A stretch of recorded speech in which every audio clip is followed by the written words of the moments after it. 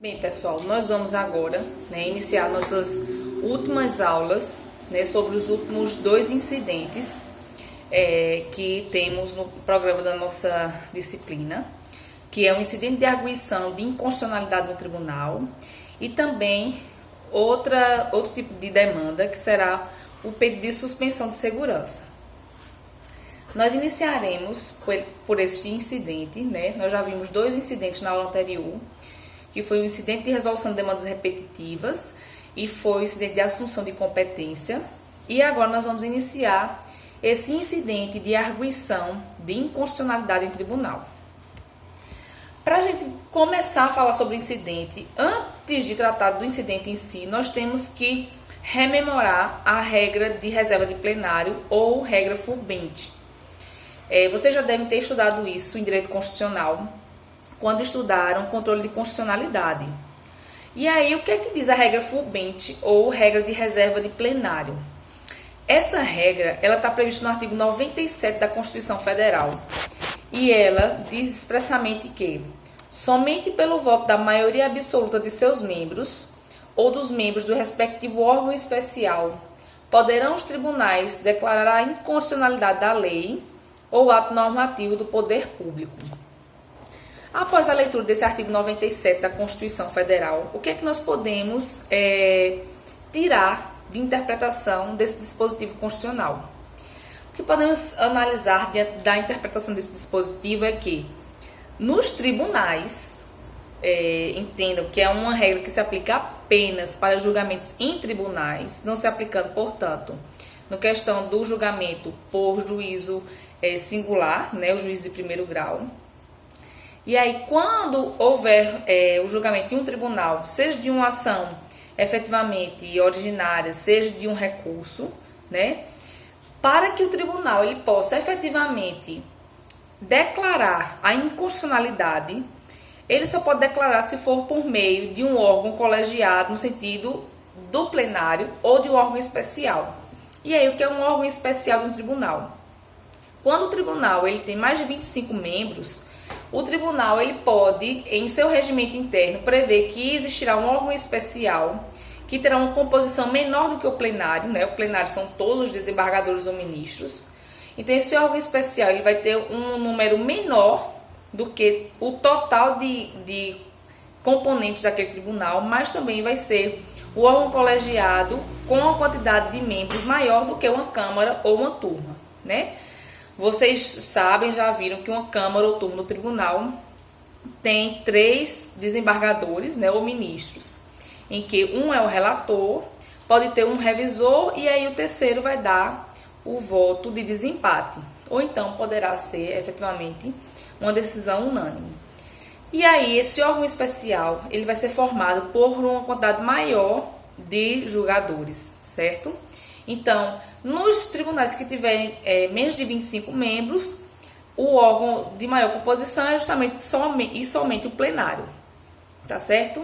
Então, quando se submeter uma demanda ao tribunal, o tribunal ele só pode declarar a inconstitucionalidade de uma lei ou ato normativo emitido pelo poder público ou pelo seu plenário ou por seu órgão especial. Não pode o relator em decisão monocrática e nem a turma ou câmara, que é um órgão fracionário, um órgão com uma composição reduzida do tribunal, declarar essa inconstitucionalidade, certo? A ideia da regra fulbente ou regra de reserva do plenário é essa. E por que isso? Porque vocês já estudaram em constitucional, na questão do controle de constitucionalidade, que existe efetivamente uma presunção de constitucionalidade dos atos normativos. E aí, para que efetivamente nenhum tribunal, entendendo o paradigma que já conversamos do processo civil brasileiro, de que hoje as decisões dos tribunais, não apenas dos superiores, mas também dos tribunais locais, eles se formam como precedentes obrigatórios que devem ser observados pelas instâncias inferiores. É uma coisa séria um tribunal dizer que aquela norma, aquele ato normativo é inconstitucional. Por quê? Porque a partir do momento que o tribunal faz isso, ele vai estar tirando efetivamente a vigência daquela norma, porque ela não vai poder mais ser aplicada pelos juízos singulares que se submetem àquele tribunal. Então, para um modo de uniformizar a jurisprudência de forma segura, né, e responsável, aí se pensou efetivamente que isso só pode acontecer, essa presunção de constitucionalidade só pode ser afastada por um órgão de uma maior composição do tribunal, certo? Não pode ser nem pelo relator dessa monocrática, nem por acórdão pelo órgão fracionário, entenda-se câmaras ou turmas, certo? E aí, ela se aplica apenas aos tribunais, como já falamos. Quer dizer isso que, quando o juiz singular, ele vai proferir uma sentença, certo? Ele pode afastar a aplicação de um ato normativo por declará-lo inconstitucional, sem ferir essa regra. Porque aí ele vai estar fazendo um controle difuso de constitucionalidade e é dado a ele, efetivamente, o poder de analisar se naquele caso concreto, analisando a questão de direito, aquele ato normativo efetivamente se mostra inconstitucional, certo?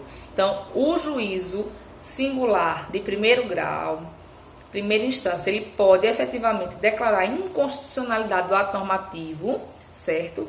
Em sentença, que é uma decisão proferida por um único juiz, sem infringir essa regra, porque essa regra se aplica apenas aos tribunais, certo? E aí, uma observação que eu coloquei no slide é que os órgãos fracionários, eles podem declarar constitucionalidade de ato normativo editado pelo poder público, mas não tem competência para declarar inconstitucionalidade. Isso é importante. Se o órgão fracionário do tribunal, a Câmara ou turma, verificando a alegação de inconstitucionalidade de um ato normativo, afastar essa alegação de ser não, eu ratifico a constitucionalidade desse ato normativo, então aí não se instaurará um incidente de inconstitucionalidade. Por quê? Porque como a constitucionalidade ela é presumida, o que o órgão fracionário vai estar fazendo é apenas corroborar com esse entendimento de que aquela norma está de acordo com a Constituição. E aí, o órgão fracionário pode fazer isso, ele tem competência para fazer isso. Ele só não tem competência para declarar a inconstitucionalidade, certo? Que aí é competência exclusiva do plenário ou do órgão especial do tribunal. E aí, nós temos que ficar atentos também à redação da súmula vinculante número 10, né? Súmula vinculante só pode ser editada pelo Supremo Tribunal Federal, vocês já viram isso também, com certeza, em direito constitucional.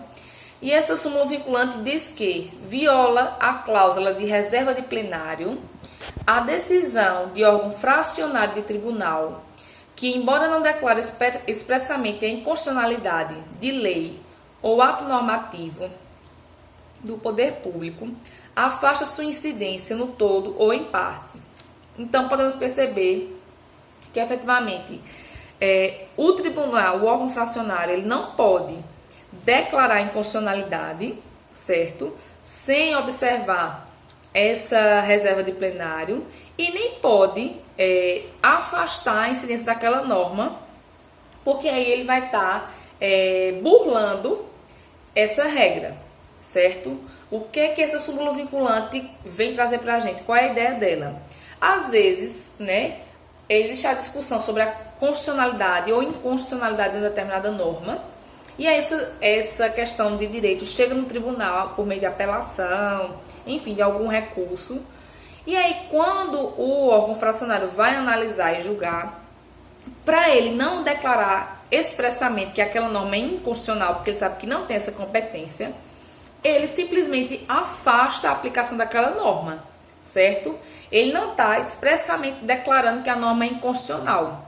Mas a partir do momento que ele diz essa norma não pode ser aplicada, ele está nada mais nada menos do que expurgando a aplicação daquela norma no caso concreto. E expurgar a aplicação de uma norma é o efeito que decorre de uma declaração de inconstitucionalidade, certo? Então, quando ele retira a incidência, afasta a incidência no todo ou em parte de uma lei ou ato normativo, ele está, né, o órgão fracionário está, apesar de não declarar expressamente a inconstitucionalidade, estará dando o efeito dessa declaração.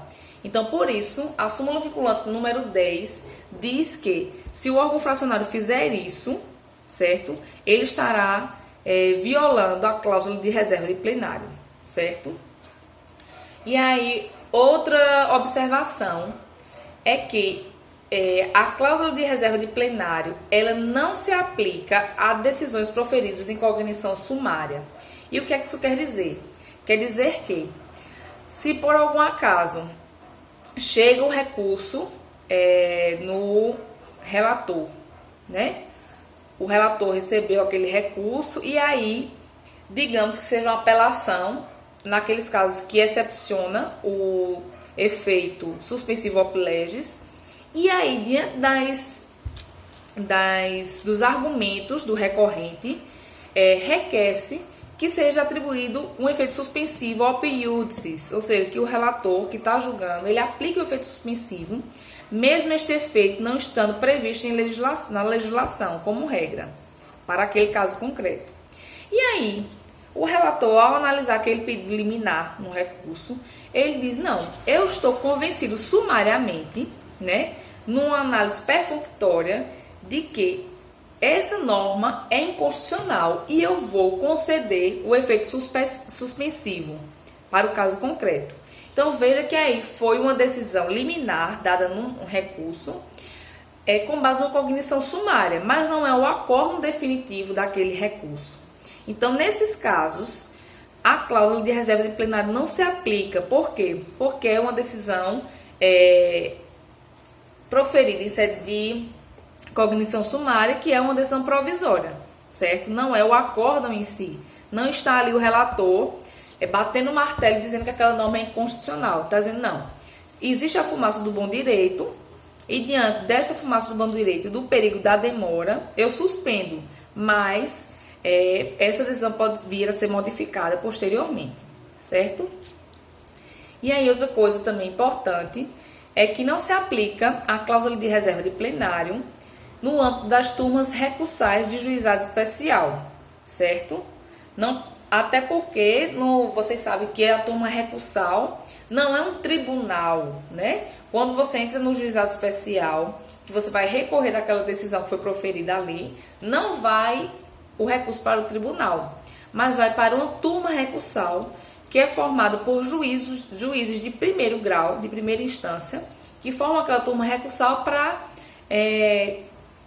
efetivamente julgar os recursos daquele juizado, certo? Então, não se aplica essa reserva de plenário para a turma recursal, porque não é tribunal. E aí, tendo feito essas considerações, né, que são extremamente necessárias para podermos compreender o instituto que nós vamos tratar agora, nós adentramos efetivamente no estudo desse incidente. E esse incidente, ele tem vez no controle difuso de constitucionalidade. Vocês já estudaram, né, em constitucional, e nós já vimos também uma revisão, quando estudamos recurso extraordinário, que o controle de constitucionalidade ele pode ser concreto, né, e difuso, e pode ser abstrato, né, e efetivamente concentrado. Quando falamos de um controle abstrato e concentrado, nós estamos falando daquelas ações judiciais que são ações objetivas, em que não se discute um direito material, um caso concreto, um lide entre partes, né?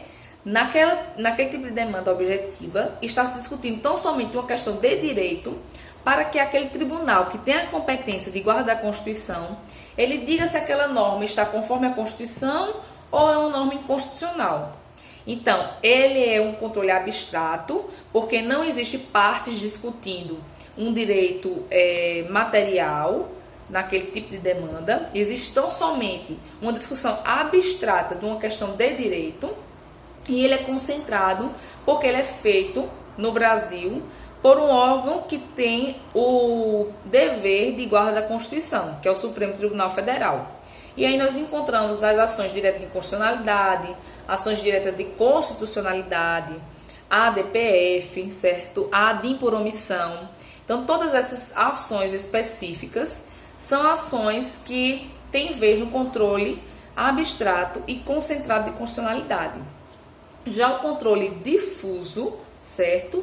E concreto de constitucionalidade, a gente fala que ele primeiro é concreto porque o objetivo principal daquela demanda não é discutir a inconstitucionalidade da norma. O objetivo principal é que seja dada a tutela jurisdicional em relação ao direito material que está sendo discutido. E aí, a inconstitucionalidade ou não de uma determinada norma jurídica, ela é um incidente, né? É um incidente processual que tem que ser resolvido para que o juízo ele possa efetivamente dar aquela tutela jurisdicional. Então, ele é concentrado porque se discute um caso concreto, certo, em si, que dali é que vai gerar uma discussão de questão de direito sobre constitucionalidade e inconstitucionalidade de uma norma, mas que é apenas uma questão incidente no processo. Ele não tem o objetivo de que aquele processo efetivamente discutir a norma jurídica. Ele quer o bem da vida que ele está pleiteando. E essa questão de direito é apenas incidental. E aí ele é difuso porque ele pode ser julgado por qualquer instância jurisdicional. Pode fazer controle difuso de constitucionalidade o juiz de primeiro grau, pode fazer o tribunal local, pode fazer o juiz do juizado especial, certo? Pode fazer o Supremo Tribunal Federal, através do recurso extraordinário, nós já vimos isso, né? Então, esse incidente de arguição de inconstitucionalidade nos tribunais, ele serve para discussão e um controle difuso de constitucionalidade, porque como vimos e como continuaremos a ver ao longo dessa aula, esse incidente se dá justamente quando existe uma demanda, né, que trata de um caso concreto, e aí na discussão dessa demanda existe uma discussão incidente ou incidental da inconstitucionalidade de uma norma jurídica. Isso está previsto no artigo 948 do CPC, que diz que arguida em controle difuso a inconstitucionalidade de lei ou de ato normativo do poder público, o relator, após ouvir o Ministério Público e as partes, submeterá a questão à turma ou à Câmara, a qual competir o conhecimento do processo. E aí, esse incidente, ele se aplica a todos os tribunais brasileiros. Não é só em tribunais superiores, mas também nos tribunais locais. Qualquer tribunal brasileiro pode ser competente para o julgamento desse incidente de arguição de inconstitucionalidade. E aí pode ser resultado também em qualquer causa que tramite no tribunal, seja uma causa de competência originária, nós já vimos as ações originárias do tribunal, na remessa necessária ou em recurso. Não é um meio de impugnação de uma decisão judicial, certo? Não se enquadra como recurso. É apenas uma etapa no processo de criação da decisão. E o que é que eu quero dizer com isso? Eu quero dizer que nós vamos ver no procedimento desse incidente que o incidente ele é instaurado não para impugnar nenhuma decisão, não para modificar nenhuma decisão, mas apenas para que seja julgado aquele incidente de uma questão de direito, que é sobre a questão se aquela norma é inconstitucional ou não, e aí com essa decisão se conseguir julgar a matéria de fundo, que é o direito material que está sendo pretendido pela parte.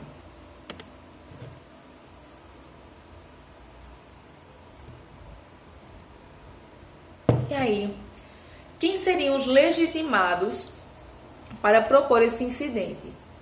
Temos como legitimados o Ministério Público, seja como parte, seja como fiscal da lei, as partes do processo originário e qualquer julgador, de modo que o relator ou desembargador da Câmara ou turma, ele pode, verificando que existe uma discussão de questão jurídica nesse sentido de inconstitucionalidade de um ato normativo, pode de ofício requerer a instauração desse incidente pelo órgão especial plenário do tribunal.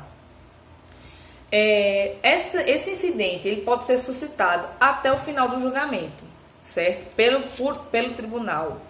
Então, foi interposta uma apelação, chegou no tribunal, na Câmara, certo? No tribunal, e aí até que se ultime a decisão nessa Câmara, pode-se instaurar esse incidente de arguição de inconstitucionalidade para o órgão especial ou plenário, certo?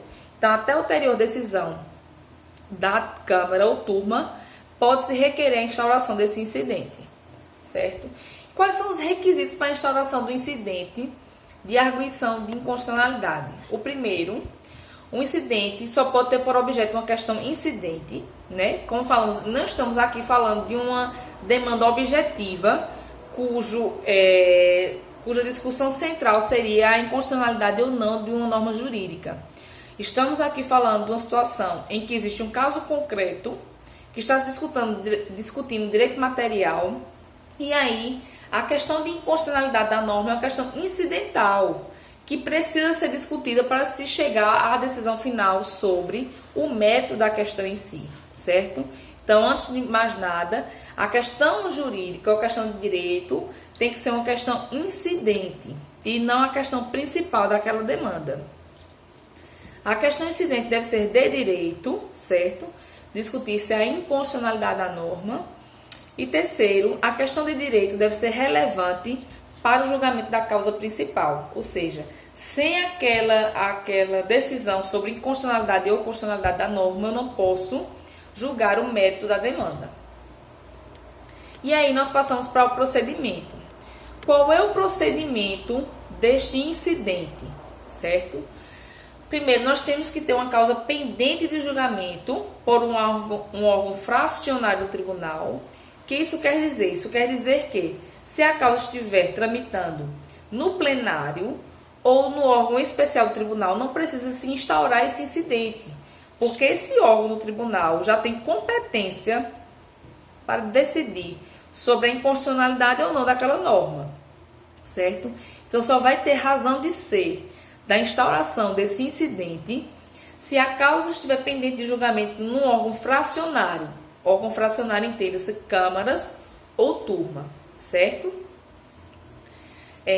Pendente de julgamento, essa demanda no órgão fracionário, suscita-se e admite-se o incidente de arguição de inconstitucionalidade da norma, ou seja, a parte pode suscitar, o Ministério Público pode suscitar e o próprio desembargador também pode suscitar.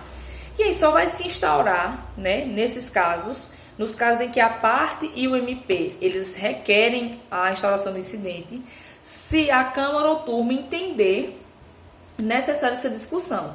Se a Câmara ou turma se manifestar no sentido de entender como constitucional aquela norma, não vai ser instaurado o incidente, certo? Então, passando por essas duas etapas, o que é que vai acontecer se efetivamente for instaurado, for requerida essa instauração e admitida essa instauração pelo tribunal? Vai se suspender o andamento do processo no órgão originário e a causa vai ser transferida para o pleno ou órgão especial. Então, eu como parte requeri a suscitação e instauração do incidente. A Câmara ou turma admitiu. Então, suspende o julgamento do mérito daquela demanda e envia o processo para o órgão especial ou plenário.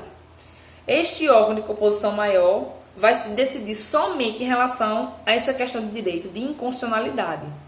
O órgão plenário ou o órgão especial, ele não decide a matéria de fundo, ele não decide o mérito da demanda. A única coisa que esse órgão de uma composição maior vai fazer é dizer se a norma é inconstitucional ou não. Decidido sobre a inconstitucionalidade ou não desse ato normativo, esse órgão de composição maior remete os autos para o órgão fracionário, para que aí sim, após julgado o incidente, o órgão fracionário julgue as demais questões incidentes e a própria questão principal, certo? Então, vamos ter dois julgamentos nesse caso. Vamos ter o julgamento de inconstitucionalidade pelo órgão especial plenário e o julgamento sobre a questão principal pelo órgão fracionário. E por conta disso, certo? Por existir uma decisão de um órgão plenário, de um órgão especial do tribunal, se for cabível a ação rescisória, vai ser cabível a ação rescisória com base na competência do tribunal, que seria competente para julgar um recurso da decisão do plenário daquele tribunal, e não com relação à decisão apenas do órgão fracionário, certo? Se considera a competência do órgão maior, mesmo que ele tenha decidido apenas em relação ao incidente de inconstitucionalidade. E aí temos um aspecto bem interessante sobre esse incidente, que nós conversamos aqui sobre a questão de controle de constitucionalidade, né? Abstrato e concentrado, concreto e difuso. E vocês que estudam em constitucional verificaram as diferenças desses tipos de controle de constitucionalidade. E aí, eu acredito que vocês viram na evolução histórica desse controle no Brasil, que antigamente, quando se falava em controle concentrado e abstrato, se falava, não, esse controle concentrado e abstrato, por ser uma ação objetiva, né, não ter partes em si, está se discutindo apenas uma questão de direito, a decisão tem efeito erga omnes e efeitos ex tunc, ou seja, que retroagem, porque o Supremo Tribunal Federal ele adota a teoria da invalidade dos atos inconstitucionais, no sentido de que o ato tido como inconstitucional é como se ele jamais tivesse existido no ordenamento jurídico brasileiro. Então, diante da adoção dessa teoria, o Supremo entende-se como regra geral que a declaração de inconstitucionalidade de um ato normativo retroage até a data da promulgação daquela lei. As exceções estão previstas justamente naquela questão de modulação de efeitos da decisão no controle concentrado e abstrato. E aí, nesse período histórico, entendeu-se que o controle difuso ou concreto, ele teria efeitos apenas interpartes. Ele não poderia passar daquelas partes que estavam discutindo naquele processo. E aí, com a evolução, né, desse controle de constitucionalidade no direito brasileiro, da questão dos precedentes no direito brasileiro, que nós vemos que o precedente judicial hoje tem uma força muito grande, nós já conversamos sobre isso. Também tem as aulas do 5º período que eu trato de decisão judicial. Se vocês tiverem curiosidade, tiverem tempo, depois vocês assistem. Eu vou também fazer uma aula sobre precedentes. E aí o que a gente pode perceber é que modificou-se efetivamente esse paradigma no direito brasileiro. E o que é que isso ocasionou no caso de efeitos de uma decisão no controle difuso de constitucionalidade? Ocasionou que as decisões, mesmo proferidas em controle difuso ou concreto de constitucionalidade, elas passaram, se não em todos os casos, em sua maioria, a ter efeitos que vão além das partes que estão envolvidas no processo onde foi efetivamente proferida aquela decisão. Isso por um motivo muito simples. Como o paradigma hoje do processo civil brasileiro é efetivamente a construção de precedentes e a necessidade de uniformização de jurisprudência, para que a gente não encontre uma loteria jurisprudencial, que não haja abala a segurança jurídica e que haja efetiva uniformização, esses precedentes passaram cada vez mais a serem obrigatórios, no sentido em que um precedente efetivamente formado no Tribunal de Justiça de Pernambuco, ele deve ser observado obrigatoriamente por todos os juízos de primeiro grau do estado de Pernambuco. Exemplo, digamos que tem uma norma na lei de ICMS do estado de Pernambuco, e aí um particular, um contribuinte entra com a ação para discutir um débito tributário que ele tem em relação ao ICMS e discute esse débito com base na inconstitucionalidade daquela norma estadual sobre a cobrança do ICMS ou o percentual de alíquota. E aí, essa discussão chega no Tribunal de Justiça de Pernambuco. Como existe essa discussão de inconstitucionalidade, forma-se um incidente de arguição de inconstitucionalidade no tribunal. O plenário julga a inconstitucionalidade desse dispositivo de uma legislação estadual e aí volta essa decisão do incidente para o órgão fracionário para ele julgar. Ou seja, se for entendido, veja que isso é uma questão incidental, né? Não é o objeto principal da demanda, o objeto principal da demanda do contribuinte é se ver livre do pagamento daquele tributo. E para que ele sustente o seu direito a não pagar o tributo naquela circunstância, ele está embasando esse direito na inconstitucionalidade daquele percentual de alíquota que está sendo aplicado numa legislação estadual de Pernambuco. Veja que, não obstante ser uma questão incidente, é uma questão sem a qual se torna impossível ao órgão fracionário julgar o mérito da demanda, certo? O caso concreto em si.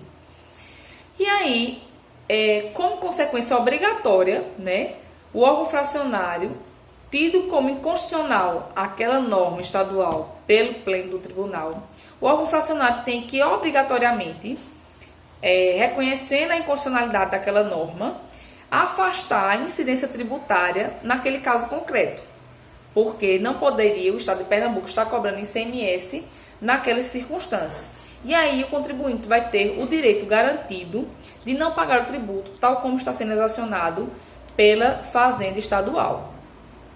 Imagine se essa decisão tivesse efeitos apenas interpartes. Então, aquele particular que conseguiu a decisão não teria que pagar o ICMS e todos aqueles outros contribuintes que não entraram na justiça, né, eles teriam que percorrer todo esse trâmite para se verem livres da exação tributária. Ou seja, teria que entrar no juízo simulado, o juízo simulado ir para o tribunal, do tribunal ir para o órgão fracionário, né, ter todo esse trâmite. E veja que a segurança jurídica poderia ficar abalada, porque se os juízos de primeiro grau eles não precisassem observar obrigatoriamente esse entendimento do tribunal de que aquele ato normativo é inconstitucional, ele poderia dizer, não, eu acredito que tem que ser cobrado dessa forma e julgaria de forma contrária. E esse entendimento de formar um precedente obrigatório nesses incidentes de arguição de inconstitucionalidade é justamente para ter a função de, entendido como inconstitucional essa norma, no caso concreto que estamos falando, uma norma que aplica um percentual de alíquota inconstitucional, né, que não poderia ser esse tipo de alíquota, naquele caso ICMS, aí o juiz de primeiro grau, quando ele for julgar uma demanda equivalente àquela, né, de outra empresa, de outro contribuinte, que esteja discutindo aquele mesmo plano de fundo de direito, ele já não precisa efetivamente levar isso até as últimas instâncias. Ele já pode aplicar aquele precedente obrigatório do tribunal ao caso concreto, certo? E pode julgar efetivamente a demanda com base nesse precedente obrigatório. No caso, ele pode não, ele deve, né? Hoje, o juízo singular ele deve aplicar esses precedentes que são formados em incidente de arguição de inconstitucionalidade. E assim, dará mais segurança jurídica, né, aos jurisdicionados e também facilitará e diminuirá o tempo de tramitação de um processo. Isso aí está previsto, né, no artigo 927, inciso 5º, do Código de Processo Civil, que diz que os juízes e os tribunais observarão a orientação do plenário ou do órgão especial aos quais estiverem vinculados, né? Nós já vimos que esse incidente ele é julgado pelo órgão especial ou pelo plenário. E aí eu trago um trecho de um livro de José Levi Melo do Amaral Júnior, que ele fala que a decisão do Tribunal Pleno não valerá somente para o caso concreto em que surgiu a questão de constitucionalidade. Será paradigma ou leading case, que é a expressão que se utiliza quando a gente estuda precedentes, para todos os demais feitos em trâmite no tribunal que envolvam a mesma questão. E aí, o fato de efetivamente se entender esse incidente como um tipo de decisão que vai formar um precedente obrigatório, existem outras consequências que decorrem disso. A primeira é a possibilidade de intervenção do amicus curiae, conforme percebemos no artigo 950 e em seus parágrafos do Código de Processo Civil, em que prevê que é possível o ente público que será afetado participar da discussão, apresentar manifestação antes do julgamento do incidente, ou outras entidades que tenham expertise na área que está sendo discutida no processo originário. E aí abre-se para que as pessoas, né, as entidades interessadas que vão sofrer de alguma forma as consequências dessa decisão, que possam se manifestar no processo. Também pode haver, né, a ocorrência de audiência pública para se discutir qual é a melhor decisão, a melhor solução para aquele caso concreto. E aí também, em relação ao procedimento desse incidente, nós temos a participação obrigatória do Ministério Público, seja como parte, seja como fiscal da lei.